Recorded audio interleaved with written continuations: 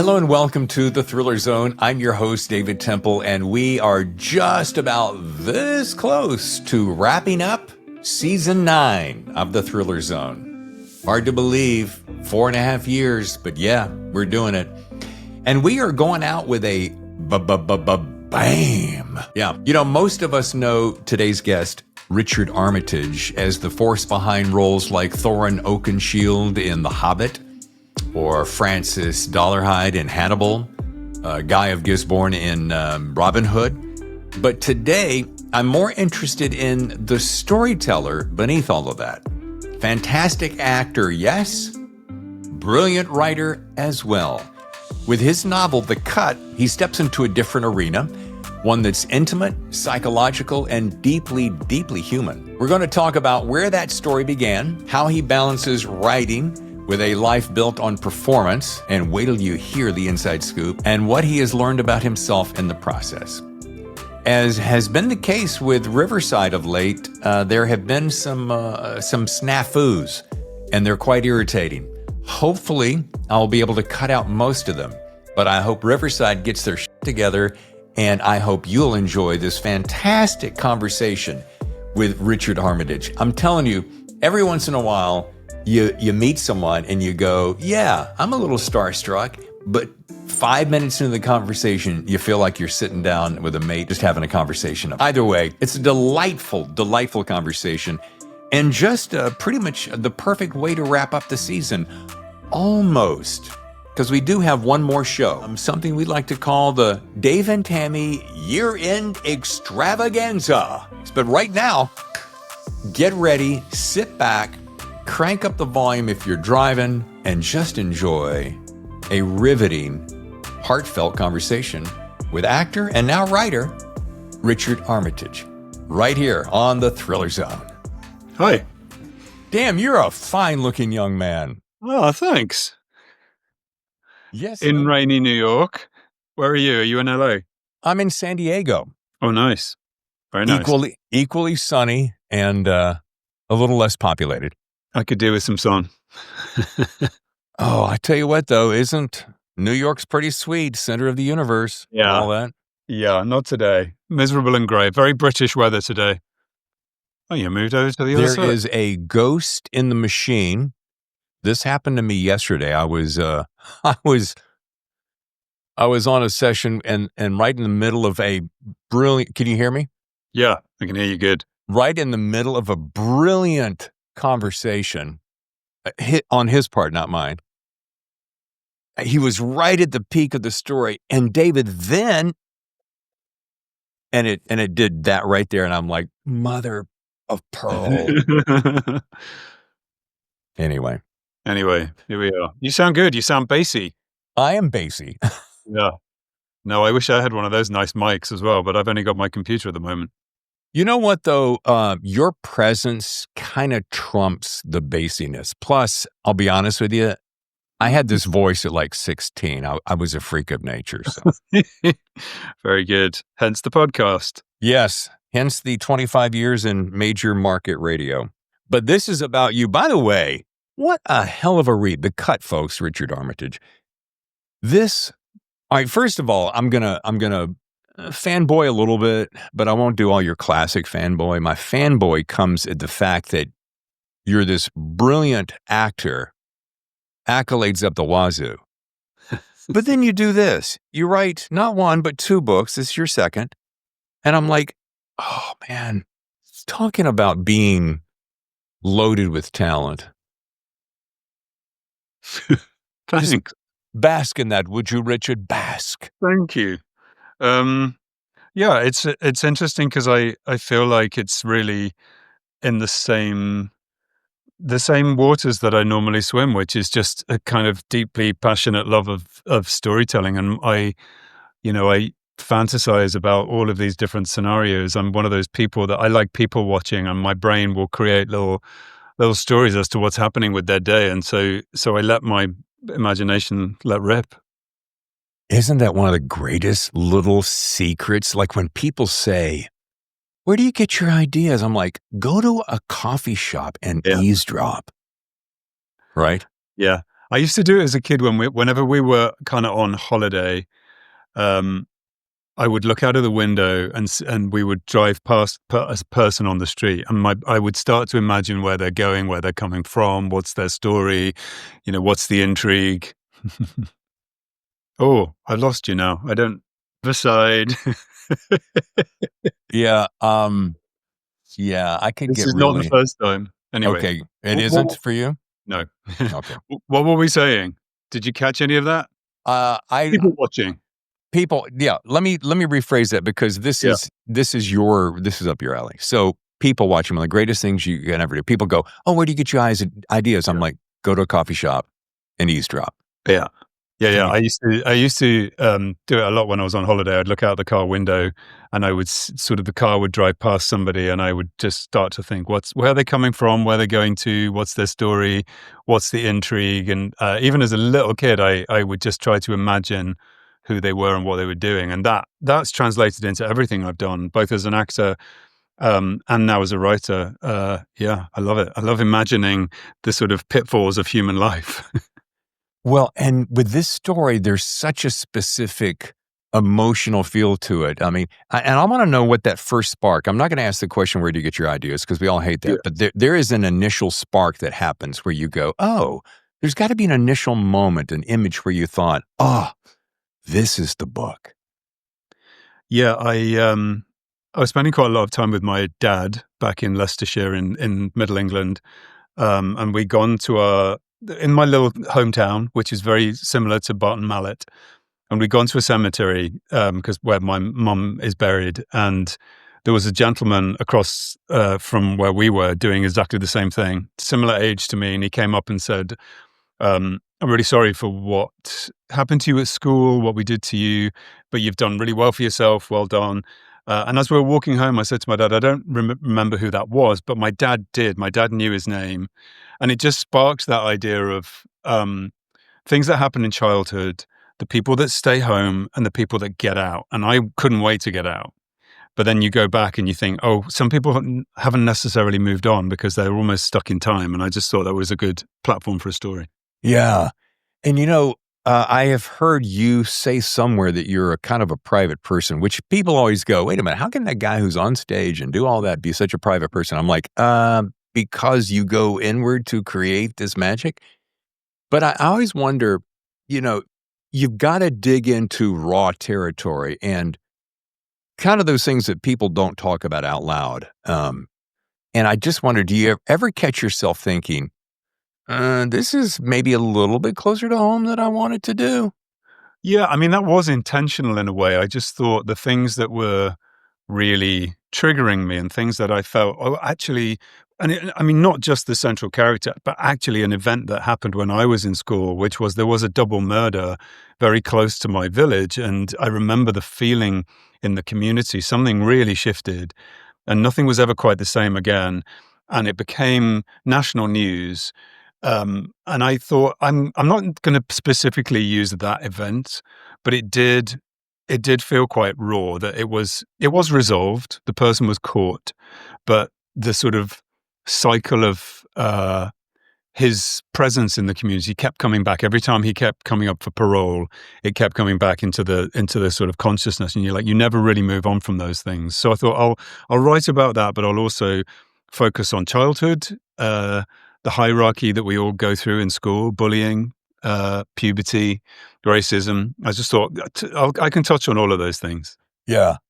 And I'm overstating the obvious here, but most people know you as an actor first, I'm sure. But so they know how you inhabit your characters physically, vocally, emotionally. When you sit down to write, and this is kind of that stuff that in this show, we always peel back the secret sauce. And so I always wonder, do those acting instincts kick in? So are you essentially casting and performing those scenes in your head as an actor while you create it? Yeah, and it's written for audio first. So these are commissioned by Audible.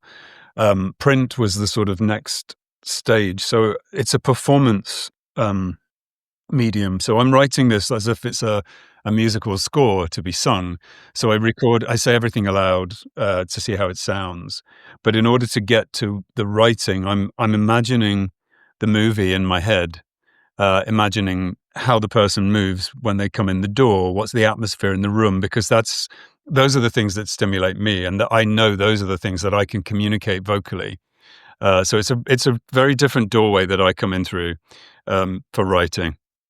Well, and I know this is a compliment. When I watch you on screen, I remember back in the day, and I've done a little acting myself. Back in the day, they would say if he walked in the room and ate the scenery, it wasn't necessarily a compliment. However, when you appear on screen, you have this thing that you can't look away. There's a good handful of people that you just go, all right, I'm glued. I'm not moving. What is he doing? Oh, he's just looking. He's breathing. Oh, what is he up to? He's got something. And you're not doing anything, but there's something about your magnetism that goes. Beer. Wow, that's very kind of you to say. I think, I mean, I've always worked in a way that I load myself, prime myself with as much information about the character as I can. And I try to do the same with writing, because I once had a teacher at drama school who was sort of monumentally important in my creative life, I think. And she would always talk about the world that you bring with you,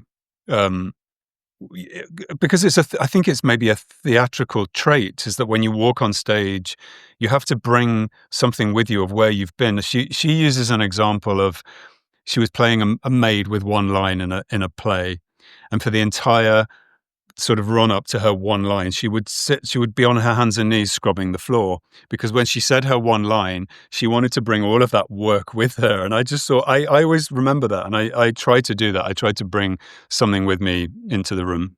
I love that. I know. I love that. That is being fully present too. Yeah.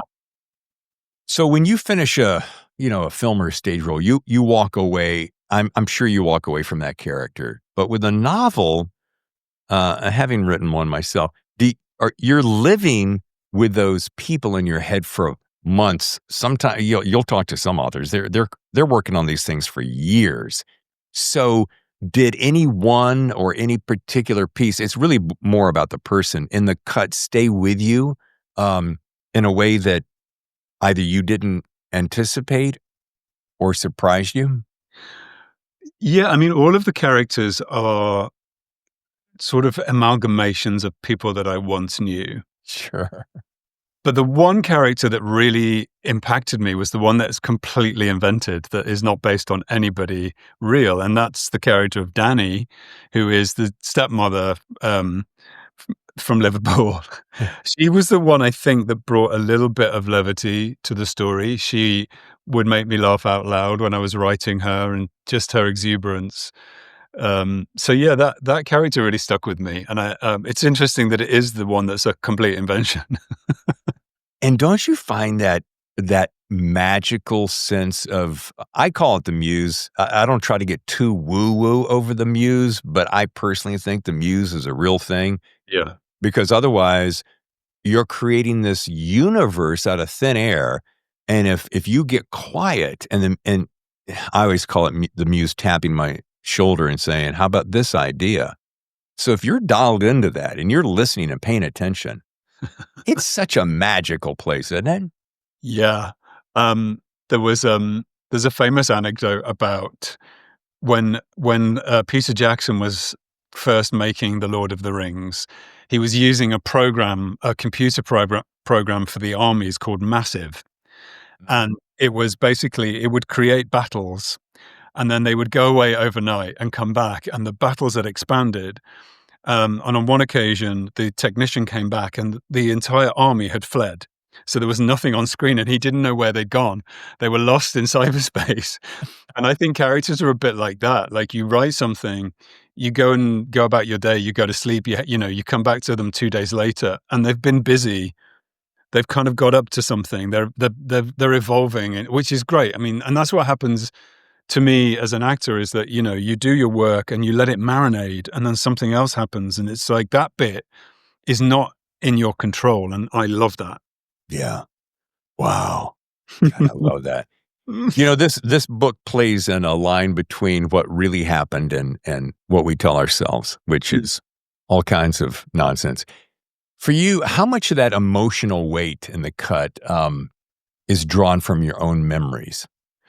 A lot of it, yeah. Yeah. I mean, the specific location, definitely the past, the 1994 sections. Although in my life it would have been 1984, but the video camera wasn't invented until 1994, so I had to shift it a decade in order to make the device work. Right. But yeah, a lot of the memories of school, the good and the bad, because it was a huge amount of fun. There was also this terrifying hierarchy with the popular kids and the nerds. So I just used all of those things, and actually it wasn't as traumatizing as you might expect. It was more enjoyable than anything else. But also just, scratching a few itches about things that were said, things that I observed. And it's amazing when you do start to delve into your mental archive. What's been retained without you knowing is always such a surprise. Yeah, I was talking to an author the other day. I don't remember who it was. And we were talking about how, as writers, we get on this couch with ourselves. And I don't mean to snuggle. I mean to therapize. Couch, yeah. Yeah. And I go, and it's so funny. I thought it was a cliche at one time, and then I've talked to other people, and I'm like, wait a minute, like James Patterson. I'm talking to him, I'm like, this character seems to keep showing up. Yeah, Dave, it's because I'm still working it out. Or I'm talking to Patricia Cornwell, and she's like, well, why do you think I keep trying to meet this bad person? Because I haven't figured it out in my head. So I want to say the same with you. That kind of is there uncomfortable work, since this book is based on like shame and harm and so forth. Do you find yourself getting on that own personal couch, the Mies van der Rohe, perhaps, and, working on forgiving yourself or clearing it out or just figuring the shit out? My Mies van der Rohe is actually an Ames chair. Oh, But it's a fake Ames chair. I shouldn't really say that publicly, should I? that's nice. But no, that is my writing space. Yes and no. I mean, I do cut quite a lot of stuff which feels overly indulgent in terms of a therapeutic experience, because, and again, this comes back to my work as an actor. It's not about me. This has to be a piece of entertainment for somebody. So if it feels too indulgent, like, oh, he's really working something out here, while there will be a sort of tranche of people that will be interesting to other people, it will feel indulgent. So I do write it, and then I really start to just pull it back, but knowing that it's still there. I mean, that's the other thing I've learned about acting is, like, even when things are cut, they're not really cut. They're just there in shadow. Yeah. Oh, that's a good phrase. I've been trying to get you on the show for quite some time, and we finally met, thank God. I was fascinated by how you're doing films, TV, voice work, theater. So it asks the question, when in the wide world of sports do you have time to write? Good question. And I'm asking myself the same right now. I do have to get the calculator out a little bit, look at the deadline, look at the days I've got available, pray that nothing comes in to sort of stop my writing time. My writing time is all the time because my head is writing. I've got the entire next book in my head. It's getting it out that's the work. But I spend a lot of time procrastinating, chewing over an idea, chewing over a chapter. So when it does come out, it can flow quite quickly. So I can get through maybe 2 or 3 chapters in a day. But yeah, that's what I write on airplanes. Yeah, I was going to say airplanes, got to be motel rooms, the trailers on set. Yeah. Are you if I'm asking too personal, just tell me to shut the hell up, but I'm trying to drill down on discipline because so many of my listeners are writers. Do you find the discipline of going, you know what, Richard, if you've got only an hour today, or hell, if you've only got 20 minutes, use it here? I mean, do you get that granular on your self-discipline? I do. In fact, yesterday I knew I was writing a chapter of the third book yesterday, and I knew I wasn't going to be able to finish it in the allotted time, but I was okay with that. And because what's interesting is I sort of continued the writing as I went out about my day, and then came back to it today with sort of the finished product in my head, and then sort of just get it out, you know. But no, I am disciplined. I started life as a dancer and a musician, so I do understand the sort of concept of drilling something. No one can learn the lines for you. No one can learn the steps for you. No one can do the writing for you. You've got to just sit down and do it.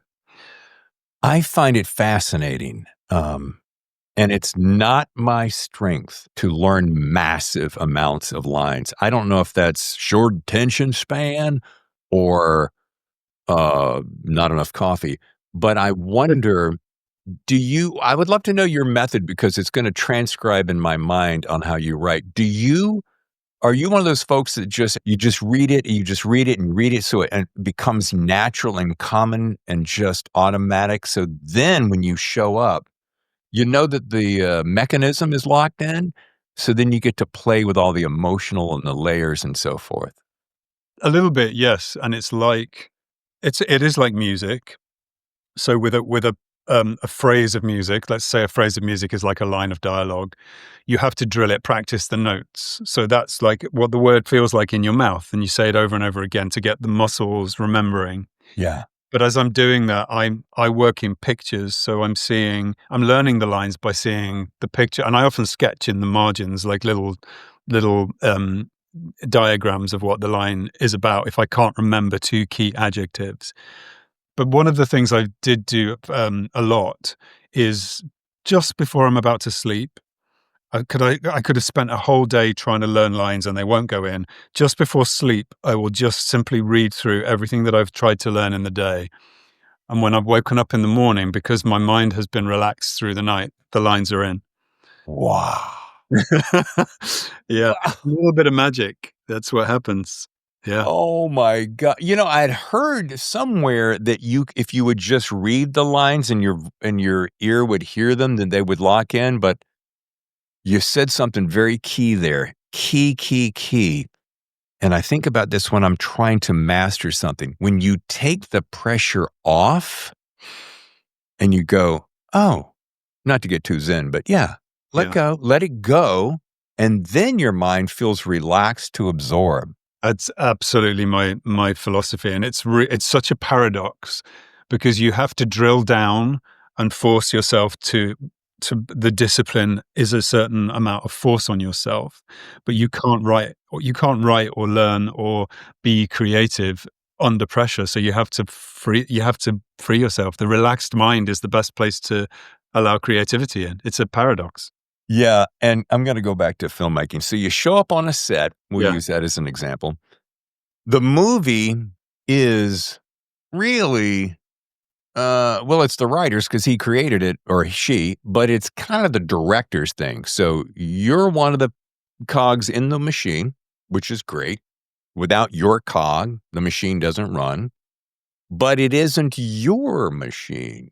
So with the cut is your machine. You created it. You own it. It is all yours. Does that give you that feeling of like, oh yeah, this is mine? Um, yes and no. I'm very conscious of because my first book was what somebody termed a destination thriller, which was somewhere quite dramatic, the Swiss Alps. Yeah. Um, I'm a passionate skier, so going to the Swiss Alps in my imagination and in person was thrilling. I realized with the second book that the destination was actually much more mundane. It was my boring little village in Middle England. So I felt responsible for, is this story going to be exciting enough? But I've done that with film and television as well. Sometimes it's the very domestic mundane where the most exciting drama can happen. So I've let myself off that hook a little bit.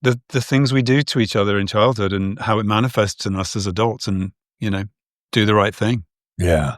Oh, there you go. Do the right thing. I want to spend a quick second on audiobooks because that is certainly one of your fortes. And when you sit down to read it, and people think reading an audiobook is easy, and I'm like, oh, really? Okay, sit down in front of a microphone and do that, and let's see how you feel after about 2 or 3 hours. Do you find yourself, and maybe this is a question, like, does your author allow you the flexibility?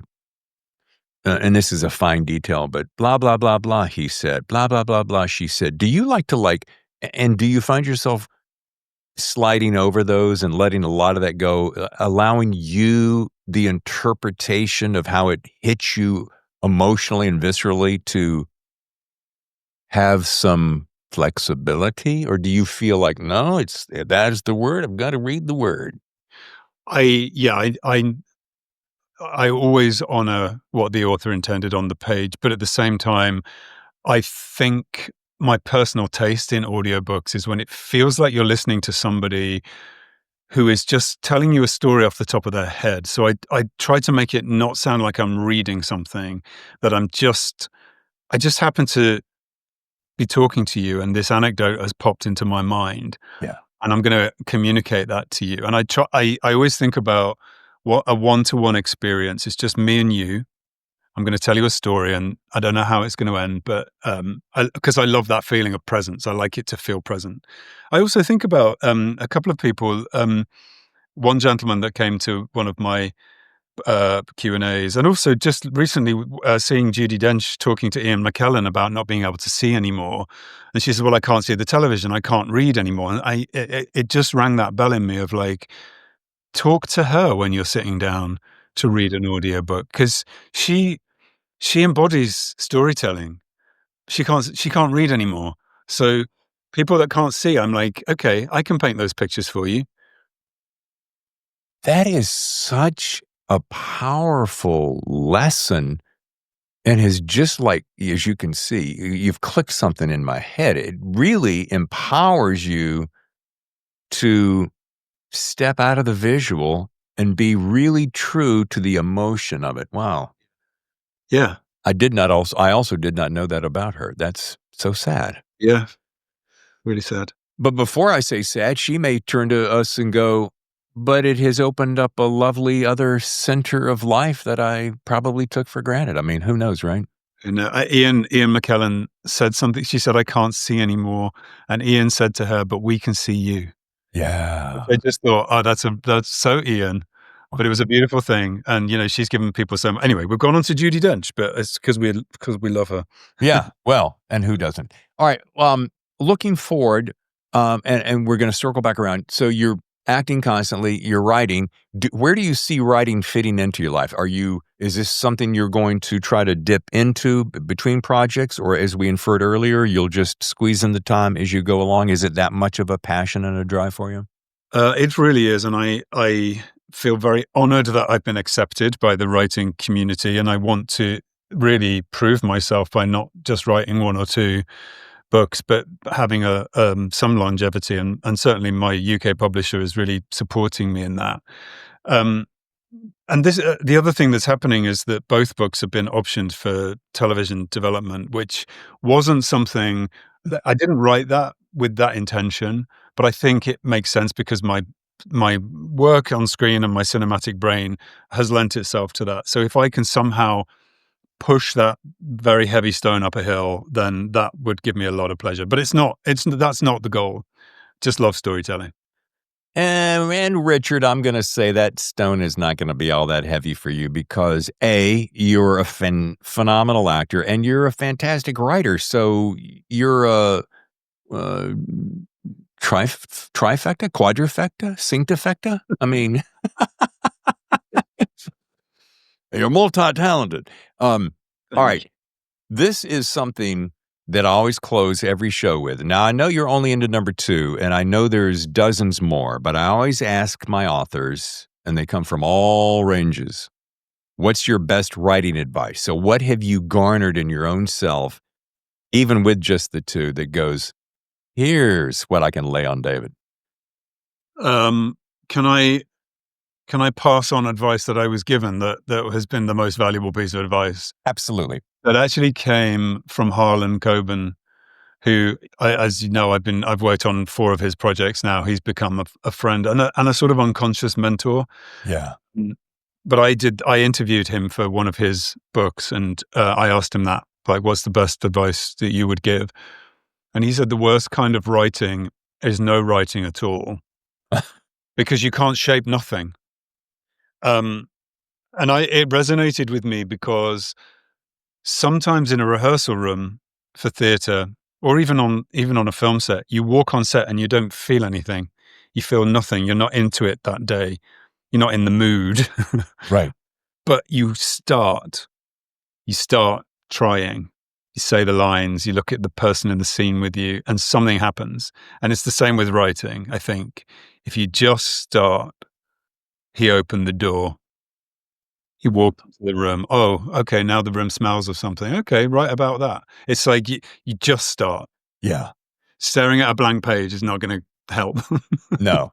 And talking about having an aces mentor, he is one of my favorites. And talking about a guy who's on fire. No, I don't know. You ask him the question of how do you find time for writing? Because I don't know. I mean, he's promoting the next Netflix show, but he's going to have dropped another book by then as well. I'm like, I don't know when he's doing this. Of course, he is like Opens. He's this century or this time period's Michael Crichton. I remember growing up as a kid, Michael Crichton was my hero. I'm like, oh my God, here's a guy who writes it, helps direct it, produces, executive. I mean, yeah. Well, kudos to him, and that's great writing advice. Here's a little phrase that you'll appreciate this, Richard. My dad has said he's passed, but he said this to me all growing up. Son, if you aim at nothing, you'll hit it every time. Ah, brilliant. Isn't that great? Brilliant. So is he saying you've really got to know what you're aiming at? Know what you're aiming at. Aim, take action.